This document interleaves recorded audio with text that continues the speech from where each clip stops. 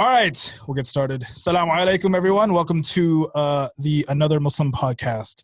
Hopefully, Is this another Muslim podcast? It's another Muslim podcast where, inshallah, we'll be talking about the general American Muslim experience, but really, hopefully, in ways that it's a little bit more candid, it's a little bit more relevant. There's a lot of Muslim podcasts out there, and I think they're all amazing, but they're all run by 30-year-olds. Are they really? Yeah. It's weird. Why? Except for maybe one. Is it because 30-year-olds have more time? It's because they have more to talk about. That's probably what it is. More experiences, perhaps. Right. I wonder if your life gets more boring the older you are. No. You have more experiences to talk about. I think. Oh, you have more. Okay, so it's not like bored. you're experiencing more things. It's just that maybe you've gotten to a point where you can reflect on those things. Exactly. But I've just found that a lot of things that they go through, I don't know. I didn't go through. Right. And a lot of things they talk about isn't necessarily all that relevant anymore. So I thought honestly just having a platform where we talk about things that are coming up within our own lives, right, that we can talk about in the moment. Does that make those things only relevant to us because they're in our lives? No, I don't think so. I mean, that's why we're doing a podcast, right? I know. That's why I have so many We're people listening. Yeah, I don't know. No, this is just a bubble for us to have opinions that we only hold and only share. So yeah, I like that. Yep. I for some reason that it's not opening on my phone. My Instagram is just not functioning. I mean, sorry to be you, but it's definitely Okay. it's definitely streaming. It's But streaming. anyway, beyond the banter, just introduce our speaker for today. So the point of the podcast, or how the podcast is going to run, is that every single episode will have a speaker where that's someone that's really focused within the subject matter that we're going to be dedicating the podcast to. That'll be able to really enlighten us, really put some color to I like these words. Yeah. to the specific thing we're talking about. We really wanted to talk about mental health, but not in the stereotypical way that everyone else talks about. The fact that it's not necessarily prioritized in our community, tropes that certain ethnic and Muslim communities have. We know that, right? We know it's not prioritized. But how can we talk about mental health in a much more deeper way where we can probably have more actionable insight? So for today, right, this isn't episode 1. We're showing a preview, but this will be within the podcast that we release in the future. But we have Hanan Hashem, mashallah, who just had you just went through your PhD dissertation. My dissertation proposal. Right. So she's becoming more official, mashallah. But every passing day. Right. She is a PhD candidate at UT Austin that's focusing on counseling psychology, and she's also doing her master's, right, in quantitative analysis. In quantitative methods. I don't know what that means, but it's basically statistics. Yeah, it's stats. Yeah. But mashallah, she's been pretty involved within the mental health space, specifically Muslim communities. She's a research assistant and community educator at the Family Youth Institute, FYI. Which is amazing. Dr. Simra Ahmed is the one who runs it. And they put out amazing content for youth and for Muslim community populations in reference to mental health is one thing they focus on, but it's a wide array of things. At-risk behaviors has been something interesting that they put out. And she's going to be talking about mainly really about her research, which is I think personally interesting in reference to the relationship between identity and discrimination within the Muslim community specifically, and as well as the role of belonging within the Muslim community, and how belonging is something that really and Hanan, you can talk about this. I'm probably gonna butcher this, but that's okay. So my research generally focuses on a lot of things. If you tell me if it has to do with Muslims and mental health, I'm game. I want to know what's going on. Sure. But when it has to do with the role of identity as well, because I mean, we're all Muslim, but we all know about our spiritual highs and lows. Sometimes we feel more Muslim and sometimes we don't. Yep. And I want to know, does that make a difference, or is it just, are you Muslim and then all of these experiences, affect you the same way? So basically, I want to know, why are these things happening? Why is it that identity is linked to mental health? Why is it that discrimination is linked to mental health? Why? What's going on? What are the mechanisms behind that? So, I have quite a few research projects going on. They're all very exciting. Sure. I mean, let's get into it. Let's do a deep dive. Okay, can we start with the one that I think people will find most exciting or most like relevant? There's a hijab one. It's the hijab study. Okay, let's start. Yes. Okay, so Trump was elected, right, 4 years ago, and we all remember that day and the day after in different ways, right? For a lot of like the younger people, we had to go back to school, and for me it was really interesting seeing how like so many people were so sad and crying and like, oh my God, so devastated. And then there's some people who are like, we saw this happening. Right. This is just a representation of what a lot of us already experience. Yeah. So for me, it was, I was kind of dealing with like my anger about other people, like reacting that way, but then also like with, the fact that a lot of people felt empowered to be more like Islamophobic or more racist. Sure. And so there were days that I would like literally, as I was walking out of my apartment, and I lived in West Campus, right near Nueces. Yeah. I remember it wasn't until like I did it after a few times that I'd be like, as I'm closing the door for my apartment, I'm like, I guess I might not come back. Like I just like would accept that fact, right? What? Because like as I was like walking to class or whatever, any small move, I would just be so hyper vigilant about like, is someone going to harm me? Is someone going to harm me? I was always like, this is like right after Trump got elected. Yeah, it was like around that time, right? Even before he got elected, it was pretty crazy stuff happening. And I just remember, there were moments like where hijabis in Austin got like assaulted. Yeah, that's pretty. It's pretty, and that's just the things that we know in Austin, right? Imagine all the other stories that we don't know in every other city. Yeah. Especially in cities that are less like progressive. Sure. And so, I was just like super hyper vigilant, and I was like, "What's going on?" And a lot of people were taking their scarves off too, which is something that I like when I was growing up. The experience that I had was that like a lot of the young women around me were actually putting on their hijab. So coming to college was really interesting because like the exact opposite happened, right? Yeah, it's really interesting too because people our age are more likely to say like, oh, people are there are more people taking their scarves off now than before. But I really challenge that because it's like, I think it's very common experience for people in their 20s to be taking their scarves off. Yeah. And because you're in your 20s, you're seeing it more, right? If you think about it, like, through time, people generally do that around the 20s or, that you're like really developing your identity and having all. I still have the general belief that like, as you grow older, like naturally you'll build still, like personally. So like, I mean, if you're 20 and you're taking hijab off, right? Like that's just part of the journey. Yeah. I mean, like it wasn't, I observed it as like, honestly, like I understood. I was like, yeah, like, I mean, I'm so worried about my safety and I'm so worried. I was constantly like checking my phone. Like I was just waiting for the next phone call that something happened to one of my siblings, just constantly worried. Right. And I started having actually chest pain. And I had chest pain, I think for like a year and a half. And my dad's a cardiologist, so I went to a cardiologist. I went to the doctor, did a stress test, everything. He's like, "You're fine. You're just stressed." And I was like, "Oh, okay."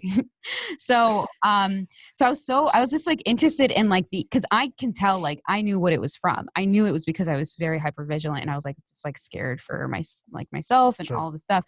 And then how you guys obviously have all been part of the Nueces family. You know that feeling you get when you walk into Nueces and then you're just like, there's just like this weight lifted off of your shoulders, right?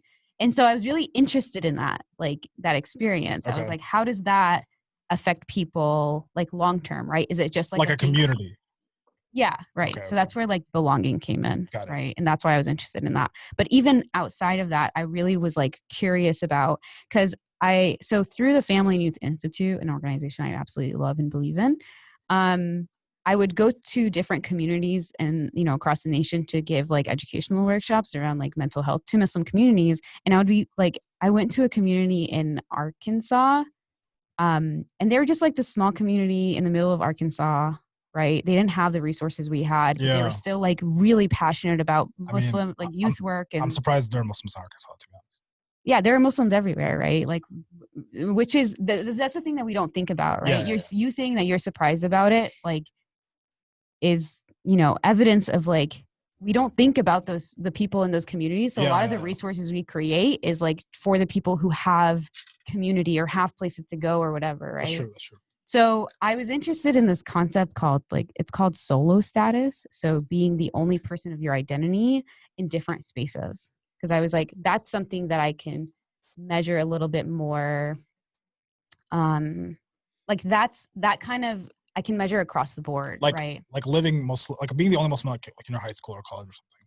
Yeah, so being the only Muslim like at work or at school or like at a grocery store, or like in public transportation, right. etc. Right? Which is like you know, like you're from like Michigan, like Dearborn area. Yeah. So it's like right. So so I'm from Michigan. So there's Muslims everywhere, right? I'm from the Metro Detroit area. So even when I came here, I knew I was coming to a place that had less Muslims, and I was actually really excited about how that was going to change my perspective and like help me in the work that I'm doing. And it did, right?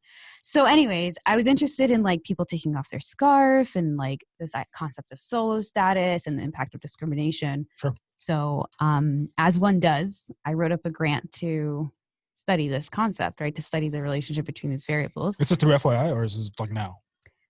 No, I wrote this grant in like 2017, the end of 2017. Got it. Yeah, so it was like the first year that Trump was president. Okay.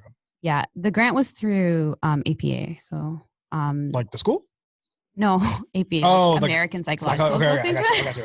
That makes sense. That makes more sense. Yeah. So anyways, I got this grant and then I collected all this data and I found some really interesting things. Are you ready? Yeah. Did I tell you about this, Shiva? I'm on the edge of my seat right now. Are you really? Good. Okay, good. Yeah. Okay. So listen, all right. So wait, did I tell you about this, Shiva? Did I tell you? No, you haven't actually. No, wait. Actually, I think I've seen. I think I showed you the graphs, right? Yeah. Okay. So when it comes to mental health, though, I was interested in very specific symptoms. I was interested in somatization, right? So what does that mean? So psychosomatic symptoms are physical symptoms that manifest because of mental health issues. Yeah. Okay. So like think about like your stomach hurting you when you're anxious, or like chest pain, right? When you're depressed or whatever it is, right? A lot of times our parents, they say things like my back is hurting, whatever is hurting. They don't say I'm sad, right? So those are psychosomatic. They go to the doctor and the doctor's like, there's nothing wrong with you. And it's because there's actually physical, psychological symptoms that can explain it. Man.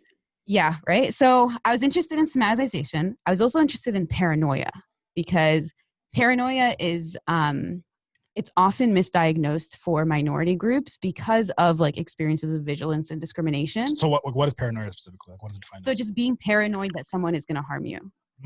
Right. But within the the American Muslim context, like, of course, I was terrified that someone was going to hurt me. But, you know, a therapist who's like not culturally competent would be like, that just sounds like parent. Like, why are you worried?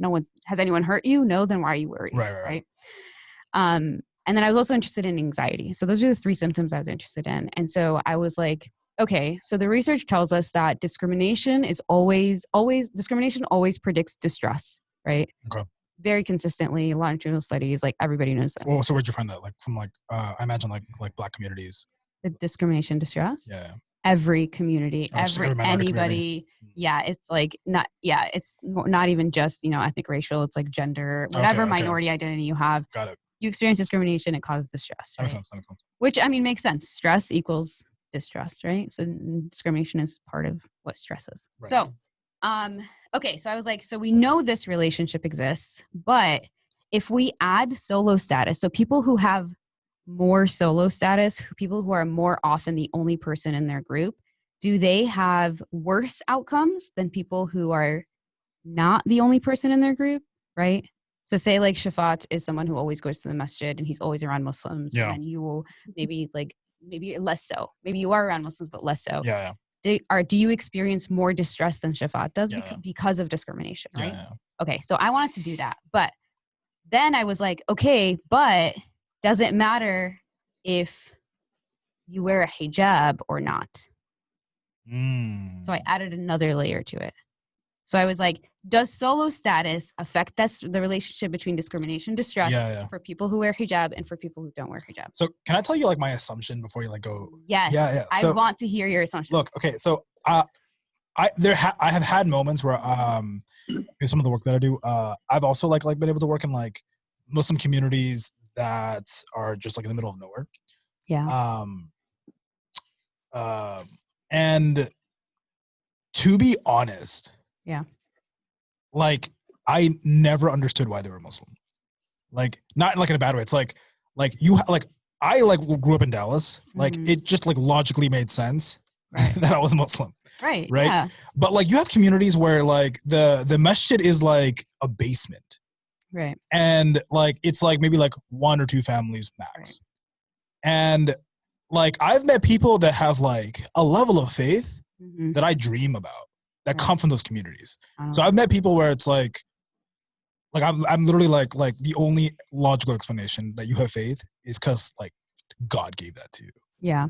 Well, there's also a psychological explanation. Oh, please. If you're interested. She said, here it comes. Well, okay. So the thing this is what, like, if you go to Dearborn, right, there's so many Muslims that you it's like forget half the population. you're Muslim. Yeah. There's so many Muslims that you forget you're Muslim, right? It's like the Dallas of Michigan. Is that what it is? In Arabic. No. It's different. Dearborn is like on another level, right? Another like level. Half the in a good way or a bad way? I mean in just just in like the demographic way. Like half the population of Dearborn is Muslim, like statistically. Like that's not an exaggeration. Like actually half the population of Dearborn is Muslim. Yeah. Is it not more than that? I don't know the statistics, but there's a lot, right? Like it's, if you're in Dearborn, you know Muslim people, you know Arabs, you know Muslim, right? Like you go to Dearborn to be part of the Arabic culture, the Arab culture, Muslim culture. So anyway, and also based off your study, like if you added the like factor of the hijab in, you had to take out men from the equation in studying it, or no? Right. Yeah. So I only collected data on women. Okay. Yeah. So I only collected data on women because hijab was like a really big part of this. Okay, so what do you think happens? I mean, so here's the thing, so if I didn't have like the experiences that I had, I would assume that like solo experiences would entail that like they're like less like they identify as Muslim less, right? Solo status experiences, I wouldn't say that relates to their like, okay, so I ran some analysis to see like does solo status predict centrality, or like is there a relationship between solo status and centrality? And there really isn't. What's centrality? Oh, so centrality is like how central an identity is to your sense of self. Okay, so your religion. So the question is not one of like wearing hijab being solo status. How does that like the weight of religion? Like we're talking more so about like the effects. We're talking about. So the question is, are the experiences of hijabis and non-hijabis different if they experience solo status, and how? Oh yeah, my assumption is yes. And okay, how? In the sense that like if you have solo status, you probably have like more I don't know anxiety, but like paranoia in reference to like not being able to like be with like another collective. Is that different for hijabis and non-hijabis? So like I assume not, because like non-hijabis to a certain extent can actually like, you know, identify with other groups, right? Like you're visibly a Muslim if you're a hijabi at the end of the day. Okay. So like you're visibly nothing else. What is the difference then? What would the difference be? What do you think? What do you think would be the difference? I mean, like I think like Shafat sticking hard. Shafat's like, I already know I don't know, so I'm not even guys, I'm lost. I mean, I assume that like hijabis just have a hard time. Like, just to be frank. Okay. Yeah, I mean, I think that's what everyone would probably jump to the conclusion, that by being outwardly more Muslim, you're going to be even more solo by that nature. Right. And so all the negative effects will be heightened. I don't know. Okay. I'm betting it's different now because you asked us to tell you. So I'm going to guess that we're definitely wrong. Okay. Yeah. So let me tell you what I found. Okay. So when it comes to hijabis who experience less solo status, so hijabis who are more likely to be around other Muslims, that serves as a protective factor for them from in the relationship of discrimination and distress, right? And that makes sense. It's like if you're around people, then you have more opportunities to talk about it. Like there's like this sense of community. It's healing, etc. Right? For non-hijabis, are you ready? Please for non-hijabis who are around other Muslims who have less solo status, that makes their experience worse. For non-hijabis that have less so like when they're part of a collective. When they're part of the community, they have worse outcomes. That's interesting. Yes.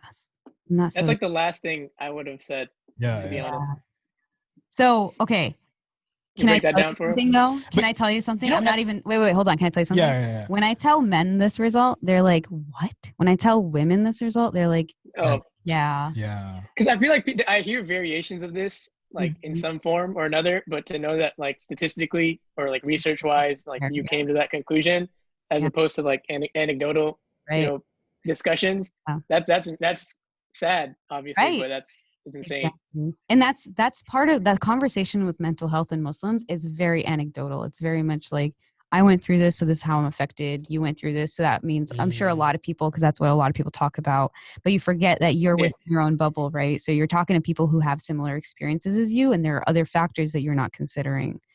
And so, this is like the statistics. Like my sample was like 150 people or something like that from everywhere. It was Texas, Michigan. How'd you get this data? She went on one of the Instagram pages and just commented. I just asked people to take it. You sound so shady right now. Like it looks like you. Because usually people collect data through like MTurk or like you act like you know what this is. MTurk is basically there's on I think it's Amazon or something, but there's a service where like you can just put a survey on MTurk, and there are people who are like paid very, very, very to take surveys. Yeah, you can. Amazon, I think, does that for sure. I think I don't know what it's for. You can pay like a couple cents on each survey you take, and then you can make a couple dollars in the hour. Right. Whereas I use snowball strategy, which is basically just giving it to someone and then they give it to other people. A convenience sample. Network effect. Right, exactly. It's really hard to get representative data on Muslims because we don't have data on where Muslims are and also their, demographic information. So with minority populations, it's very common to use like snowballs, convenience sampling. Yeah, so I just thought, so my research basically says that non-hijabis have the worst. Okay, can I tell you guys something even more interesting? I mean, absolutely. That's why you're on here. Okay, are you ready for this? Please. Okay. So you have to keep asking because the anticipation builds up. There's just so much. It's so much. It's good adab. It's good adab. Mabert wouldn't know. I'm just kidding. I'm kidding. Okay. Okay. So, what I found. Okay, so I actually had a third sample. So I had hijabis, non-hijabis, and I had people who sometimes wear the hijab. Oh, this is interesting. Right? Oh man, can you classify that some more? Because that's super. So actually, I saw a tweet the other day that got so much flack. And Shafada, I think you know the person because like the person she went to Bayano too. But we're not gonna like for the sake of like the podcast, we're not gonna like be about that. Let's not. But it was really interesting because like I felt it. But obviously not because like I'm not a hijabi. But the tweet went viral because the tweet was literally like I just wish I could like be a part-time hijabi. Like quote, I just wish I could be a part-time hijabi. Yeah. Because I mean in reality, like everyone gets iman-haz. And I think there's like if you have an affinity towards that, you want to be able to do that. But like you have like people out there that's like, look, if you're not trying to like if you don't buy into it like fully, like you might as well not just do it. Very black and white. Yeah. Yep. Yeah, but there are that makes sense. The part-time thing is so fair though. Like we can just turn it off and like be racially ambiguous at times even, so people won't even question it. Like generally in friend groups, right? Like if you're a hijabi, no one's really gonna judge you. I mean, to an extent. If you don't wear the hijab, no one's really gonna judge you either. If you go in between, that's where the judgment is. Right. People judge inconsistencies, right, in character and judgment. So that's an interesting point. Yeah, and so I mean. I have so much to say about that too, but we can talk about that. Say it. But there's so much it'll take us to another place. But so there are a group of women who are like, sometimes I wear the hijab when I feel comfortable and I like feel like this is what I want to do, and sometimes where it just doesn't. I don't know. Maybe it's feeling based. Maybe it's like safety based. Who knows, right? Yeah. But the fact of the matter is that there are many Muslim women who sometimes wear the hijab. The thing is, I couldn't include them in this manuscript that I'm writing because my sample size wasn't large enough. Okay. But my preliminary analysis, what do you think happened? I know women that like are like part-time hijabis, for lack of a better term. Mm-hmm. And I don't know, they seem like much more like I guess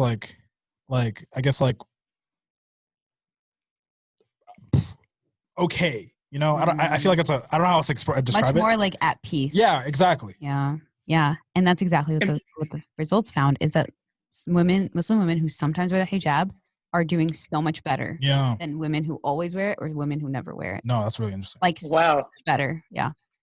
I mean, look, faith is a process, right? Like, I feel like it is a process. How you should like be able to like engage. Yeah. With like the hijab.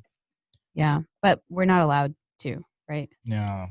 Right. Sad life. For so many reasons. I mean, so many reasons that we can get into, but hold up, just to clarify, because like I know like someone watching this, when I mean like you should be able to like engage in hijab that way, it's not like a comment on like tawa, right? Like like we recognize as people connected to a tradition that the hijab is fard, but in reference to like how a person like engages their in the relationship with like their behavior, you know, certain behaviors, just like salah, right? It's a process. Like sometimes you're like all, you know, as soon as the adhan is on, you're like, that's it, I gotta pray. And sometimes it's like right before, or sometimes you forget, right? Yeah. 23 minutes in and we're about to get canceled, guys. Great progress. Gosh. Yeah. Well, I mean, I'm talking about what the data says, right? Like I'm not making any like, I'm not saying this is better for people. I'm just saying that the data shows that they're doing a lot better. Right. So why do you think that is? But okay, so the reason why I think that is for someone to, you're right, because women who sometimes wear the hijab get so much judgment, right? Yeah. So for someone to be confident enough to say that in their survey, or someone to be confident enough to be someone who identifies that way, they have to have already made peace with that judgment that happens from people. Otherwise, you wouldn't do it. You'd just be someone who wants to do it. Right. That makes sense.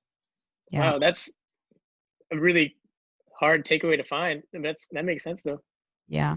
I mean, that is an assumption I make. That's my hypothesis. So I don't have data to support that that's the reason. I mean, have you talked to like people like directly who? Like, sometimes, yeah. Okay. I have, yeah. But I am very cautious with that because I don't have data to, you know, like data. No, that makes sense. Yeah. So that's the hijab study. Yeah. So I know like one of the things we want to talk about is like the role of belonging. So like how do you want to tie that into that? Okay. So the research on identity discrimination and mental health is a lot, right? A lot people ask like, okay, does identity like is it like a protective factor? Like, does it explain the relationship, whatever, right? So when you have like a lot of research, there's a lot of different really cool things you can do with it. And one of the things you can do, so say we said like discrimination always predicts distress, right? So one of the things you can do is say, okay, I do think discrimination predicts distress, great, but there's another reason. There's another mechanism in which discrimination. So it's like discrimination predicts distress because when you're discriminated against, you feel rejection. And that rejection is what causes people distress because it's challenging the meaning they have of who they are, right? Yeah. So you really think about like, what is the process in someone's mind that goes on that causes the distress? Yeah.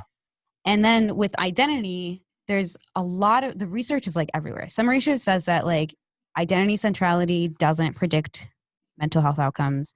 Some research says that the stronger identity centrality you have, the better outcomes. And some say the more central a certain identity is to you, then the worse outcomes. So what's the truth? Right. What do you think? Like, what is your, I mean, I know it's probably different for all of them. Okay. I think it depends because, so when it comes to the ones with like more identity centrality, more distress, so I looked a lot deeper into the research, and what you find is that is true for people who have identities that are like hidden or stigmatized. So like think about someone who's like gay and Muslim, right? That's like a hidden stigmatized identity, which is going to cause them more distress, right? Or even think about like a Muslim person in the middle of, you know, nowhere America. That's an identity that's stigmatized and it's going to cause stress. Sure. But if you are, you know, Muslim in Dallas, that's not necessarily stigmatized. I mean, I don't live in Dallas, dude. right? Or if you're in Dearborn, I live a good right? life, alhamdulillah. Right. So, or if you're like in Dearborn, then that identity. So it's like so the theory is that centrality affects distress because of the resources that you get from having a strong like identity centrality. Yeah. So it's like if you have a strong identity centrality, then you are more likely to have access to resources and support and stuff like that. You find your people. Right. Exactly. Yeah. But sometimes you can't find your people even if you have a strong. Yeah. Right. Because there's just nobody there. Yeah. So basically what I'm looking at in my dissertation is that relationship between identity and distress. I think it's explained by belonging. And then the relationship between discrimination and distress, I think it's explained by belonging. Like, I think belonging explains everything. What does that mean? Right? Like, say more. I mean, what does it mean to belong? What does it mean to belong? I mean, what does it mean to belong for you, Ibrahim? You're part of Noasis for a long time. What is that feeling like?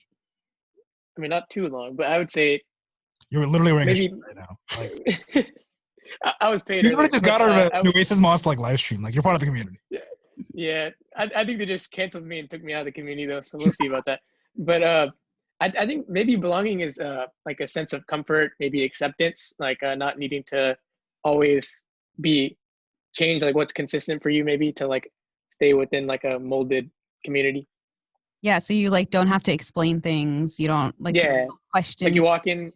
You'll just get it. Like for masjid, for example, you walk in, you pray, and then you leave. No one really cares about what you do, except that maybe not the most accurate, because if you pray awkwardly, I'm sure someone will say something. But when it comes to like that, like the shared experiences that you have with the people in your community, it's like there's a lot of things you don't have to explain. Like I don't have to sit here and explain to you guys hijab, right? Or the role of hijab. There's a lot of things that are already make sense. So we can have conversations that's beyond what's already like given for us. Exactly. And right? It lets you show more of yourself outside of just exactly. There's more opportunity for exploration. There's a lot of things, right? And that's why I think it's like so important. But also, like, you know, I mean, in Islam, right, where the rights that we have on other Muslims, like the concept of ummah, how the Prophet was always like so. He was like so empathetic and so connecting, and he like created community and he emphasized community. Like, you know, the relationships between the muhajirun and the ansar, like it's everywhere in our deen, right? And so and then I mean, like there's no, like there really, I mean, maybe this is my own bias, but I'm okay with that. Like there's really no comparison to feeling like you belong, like to feel like connected with other, you know, other people. Like it has such like wonderful healing components. And so I'm just really fascinated by like, does that answer the question? Does that solve all of our problems if we just like belonged? But honestly, that sounds like that's really profound, because like, you know, that whole concept of like leaving people better off when you interact with them, kind of like you could feel like you belong to an interaction, even like if you're talking, like if I'm talking to Shafat and he's like fully engaged, he's looking at me, he's being attentive to my words, like I feel like I belong. Are you calling him out because he's not being attentive? Oh no! I just realized he wasn't, but I'm not at all. Yeah. Like man has homework to do. Leave him alone. Yes, triple E homework. I'm sure. I'm not judging him. I don't think I'd have much to add otherwise. Yeah, but I hope that makes sense though, because like, you know, everyone always references like the Prophet ﷺ would always be that mindful of an interaction. So I think that after you said that, I could think of that too. Yeah, I mean, you know, everybody who talked to the Prophet thought that they were his best friend. Like, how amazing is that, right? Like, what kind of person do you have to be and what kind of qualities? So I'm just really fascinated by those, like, what are the qualities of the Prophet ﷺ, like, you know, embodied that we can embody? And like, I want to show, like, look, it literally heals people.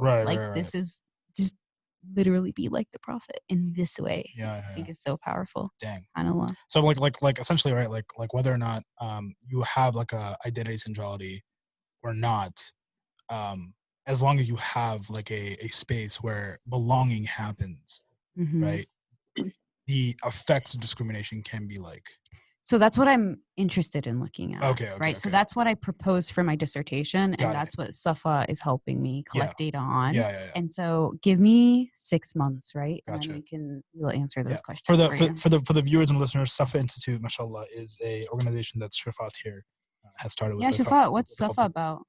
MashaAllah.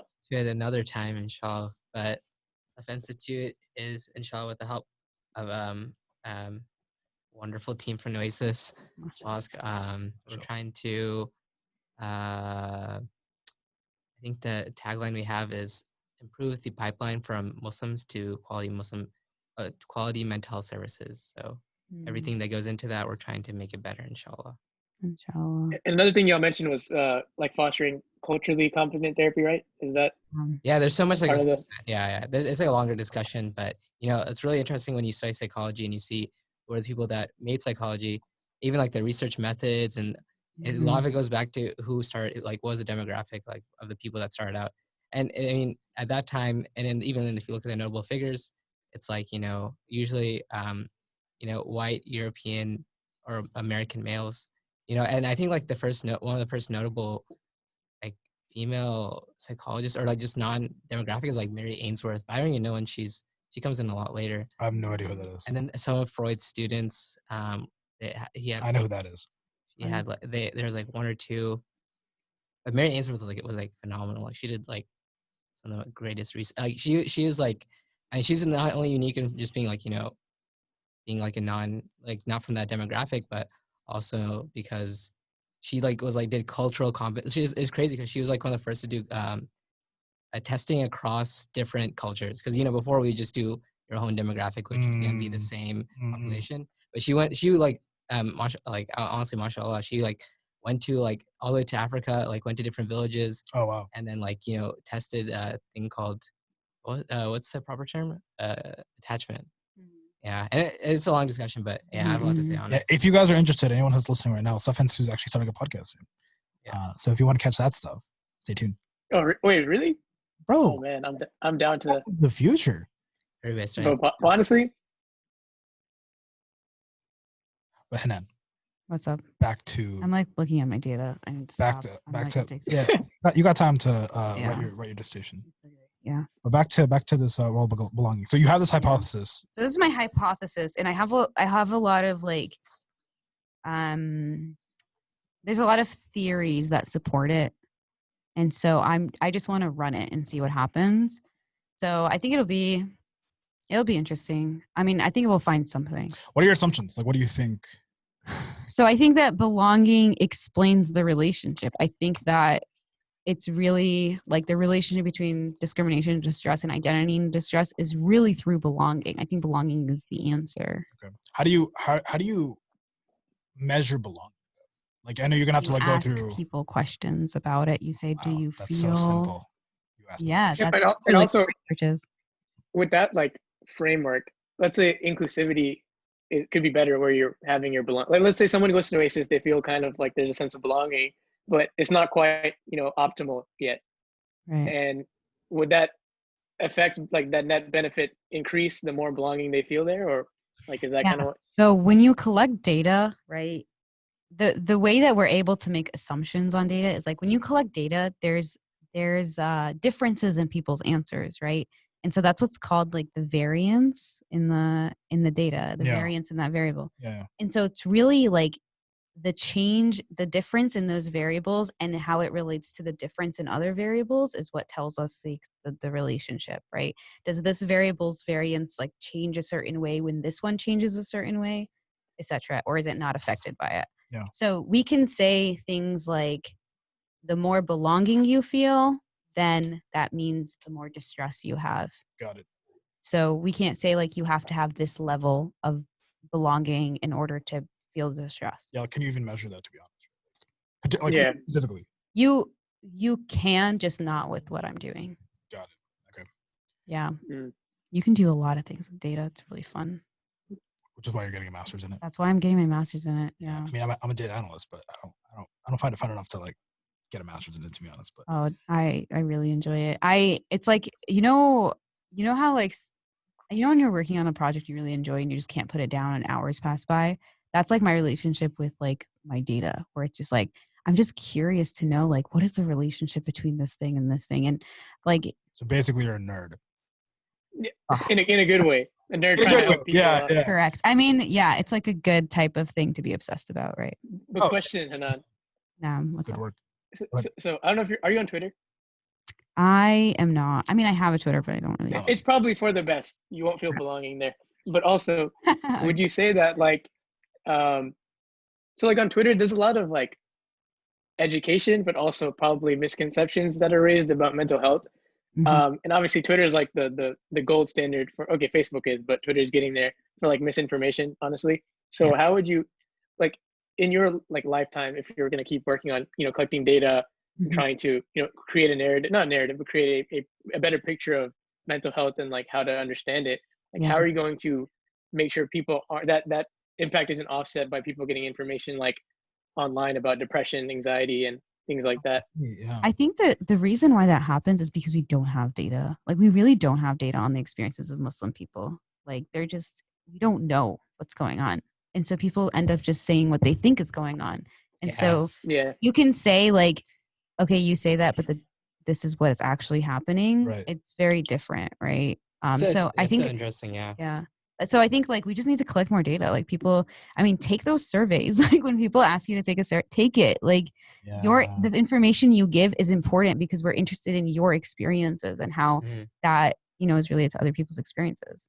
Like when I have data on like 150 people or 200 people, like that's way more reliable than me just asking one or two people that I know. Or making an assumption based on your experience. Right, making an assumption. People do that very often, make assumptions based off of their experience, and they forget that there's so many things that are affecting their experience, and there's so many things that are affecting their ability to process their experience as well. Like, are you saying people themselves? Like people, it's really very interesting when they, like I took like one class in like therapy, and I think I'm an expert, but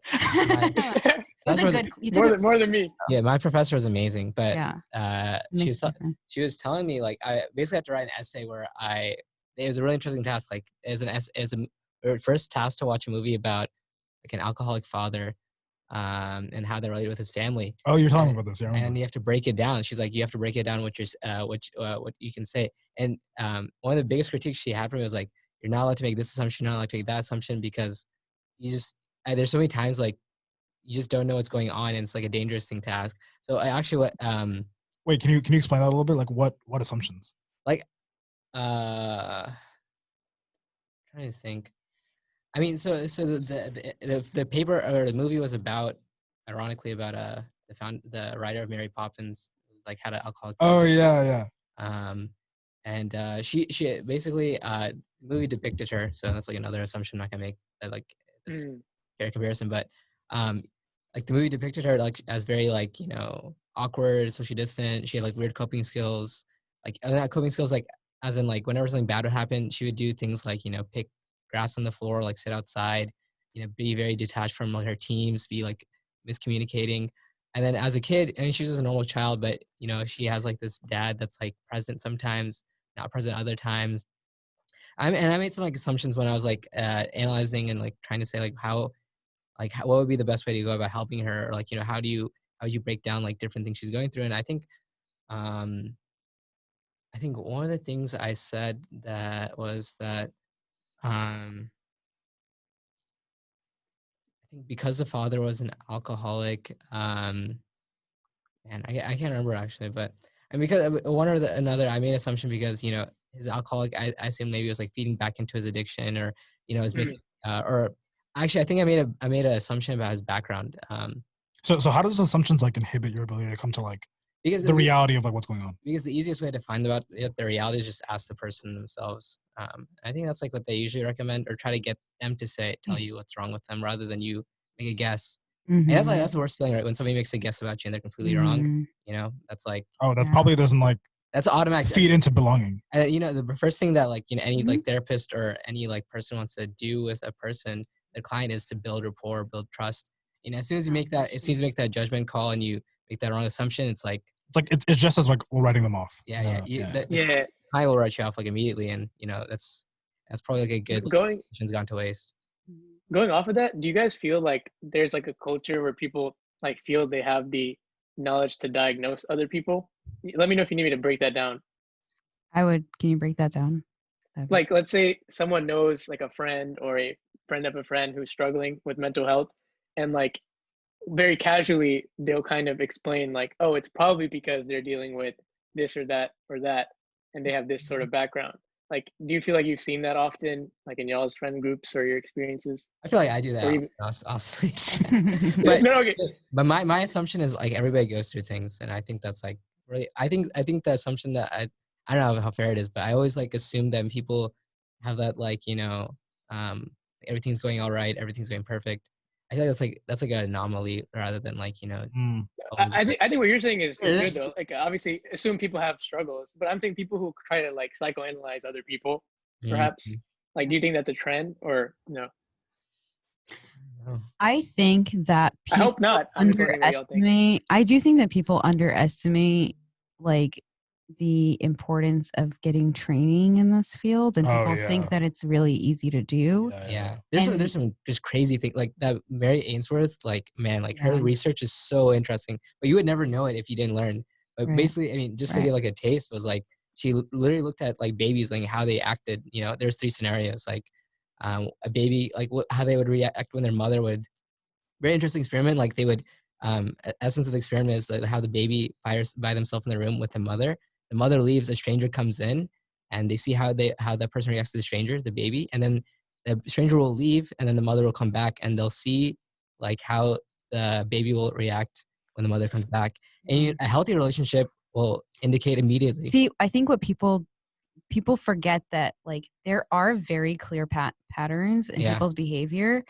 But then there are like specific reasons for those patterns. Yeah. And I think people assume that you can, if you think it's right, then it's true. But it's like, no, you have to do research to prove that it's right. Yeah. And there's so much research that has been done to prove the link between these things. Yeah. That's why I think like what y'all are doing is important. Yeah, really exactly. Yeah. Because people in the underestimating, it's not just like mental health research, it's just science at large. Because even with doctors, like with MD is like given more weight than like some of my friends' parents. So like I think that in general, like maybe I don't know if it's just America, but maybe it's Texas for sure. But people just distrust science altogether. But also it's a bit of arrogance we may have that like we can just Google something. I think it's part arrogance because another thing that I'm sure a lot of us hear is like, well, I just have to deal with this for the rest of my life. And it's like, no, actually, there are treatments for you, even if it's something that feels like it's going to be like that's how like psychologists know that you're feeling about something doesn't necessarily mean anything, because like depression, right? If any of you have experienced depression, it feels like it's never going to end. But the reality is it will end, but it needs to end if you do certain things. So it's like, but I can say that very confidently because I've treated a lot of people with depression and I've studied this, but a lot of people are like, well, that's just how it is. One thing that like, I've been talking to people recently about this where people say like, well, we are like the result, like our parents have trauma and they do things that mess us up. And then we are going to end up messing our kids up because of that. That's like a normal narrative in like immigrant communities. Right. And that frustrates me so much because it's like, that cycle doesn't have to like you don't have to traumatize your kids. Like you can go to therapy and be healed from the things that your parents have done to you, and then you won't do those things to your kids. Like it's not ingrained. Some things are not ingrained in you, but people, I think it's like a mixture of like fear that what if I am this person and I can't be fixed, and then and also arrogance of like the lack of humility to just accept that there are things that you don't know about yourself. Yeah, literally a book on what you just said, like the whole don't pass the trauma to your own children, like get yourself treated. And like someone sent me that recently actually, so it's kind of crazy that you brought that up. Yeah. So how do you take that leap though? Like if you're someone that assumes that you're gonna pass on the trauma that you've been inflicted. What do you mean? How do you take which leap? The leap to like actually become healed. You go to therapy, you humble yourself and go to therapy. But that's why like I never judge people in their like relationship with their mental health, because like we all have something that we're very stubborn about in our lives. So it's like, okay, this is something you're stubborn about. It's not going to change until you care enough to change it. Yeah. So there are things in like, you know, within psychology, like motivational interviewing. I think Shafat, you probably studied about that. Did you do in your class? No, we focus on, my teacher was really into, this is kind of a really interesting thing called, EMDR, but I forgot the actual category. But she does like, this is trauma processing. It's like really interesting. Yeah. Not the way you would think of therapy. It's yeah. See, like therapy. So EMDR is actually based off of eye movements, and so you do certain eye movements, and you think about certain things or process certain things during those, and it heals your trauma. Wait, what does that have to do with anything? It's basically like an easy analogy. Analogy is like when the doctor comes and like does like a shot to you, and he's talking to you. He's like, how are you doing? How's it going? And then he just it just does it. You don't feel it. Exactly. So you can talk about, there's things that you talk about that are really hard to talk about. But if you're distracted, you'll talk about them. Oh, that's so interesting, right? There's so cool things. Yeah. People think like therapy is just going and sitting and talking, but it's like there's so many strategies and so many things that we learn. I mean, if I'm going to school for this long, I better have a skill set. You know what I mean? Yeah. And so many different types too, right? Like different areas to target, which I guess is kind of daunting, to be honest, because if you're someone who has like humbled yourself and you're like, I'm going to submit to therapy, then you're like, man, like which type of therapy? Well, I mean, I think that, okay, but should we talk about the different types of therapy? Okay, so here's the we have like 8 minutes. Let's talk about it, and then I have a question and we can wrap things up. So yes, let's do it. Lightning round. Okay. So when it comes to therapy, there's different perspectives and approaches that exist, right? With the first counseling class you take, you learn about these different perspectives. So a common one is CBT, cognitive behavioral therapy. This one is most researched and has most evidence for it because it's more easily measurable, which basically says that there is a reciprocal relationship between your thoughts, your behaviors, and your feelings. So if you have a thought, it's going to affect your feelings and your behavior. If you act a certain way, it's going to affect you in your feelings and in your thoughts, etc. Right? All of these things. Yeah. And so CBT kind of uses that as like a source, kind of as like a template for treatment. Like, let's understand, because generally with people, like you come in and you're just like, yeah, all this stuff is happening. I don't know what's going on. And it's like, okay, let's talk about your thoughts. Let's talk about your feelings. Let's talk about your behaviors. And then you're able to map it out and you're like, okay, you want your feelings to change. So your behaviors or your thoughts have to change. It's just it's a framework of like having more clarity about like. Right. Exactly. So that's one, right? Yeah. And then there's like existential therapy, which focuses on like the meaning that you place on your existence and in your life, right? Ikigai. You know the. Yeah. I guess like not like obviously like that's not that's not psychology. Right. But it's, I mean, I think it's related for sure. Sure. But yeah, it's basically like more about meaning and purpose, right? Yeah. And then there's psychodynamic, which talks more about like your attachment with your parents. So it's like, how does your relationship with your parents affect what's going on right now? And then there's interpersonal therapy, which focuses on what is happening like in the room, me and you in the room right now. Yeah. How are the things that are manifesting between you and I affecting the things that you're talking about in your life? Because we operate within a system with other people, right? And so the issues and concerns that you have are generally with as a result of interactions, or it manifests itself in interactions with people. Sure. And so interpersonal therapists really focus on like using themselves in the room to help the person understand more things about themselves, right? And then there's person-centered, which just really focuses on the individual and their strengths and their idea of who they are versus who they want to be versus who they can actually be. So the ideal self versus the actual self, right? So there's all of these different, there's more, there's so many more, right? But you see how there's like these frameworks to understand. These are the frameworks that we're taught to understand. And then within those frameworks, there's so many different strategies and extra sub-ways to think about things. Yeah. And that's what therapy is. So it's very much, it's an art, but it's also a science. Right. Yeah. Which is like interesting. And obviously like your guys' work with getting more data within Muslim communities only like fuels the ability to actually understand what's going on. Yeah. Exactly. So that we can come up with more relevant treatment plans that are not just based on white people. Right. People who are not, being Muslim is such a unique experience. Right. Yeah. Which is amazing to think about. Okay, so we do have to wrap up because Instagram only allows us like an hour. But honestly, we don't want to make this too long anyway. So closing question. And I want Shafat and Hanan to answer this, particularly because like y'all actually have like the experience within mental health and psychology. I'm a student and not really like, I'm just like listening to y'all guys. But and I know you probably don't have the answer to this yet because like you're gonna be doing the research like for the next 2 years. Yeah.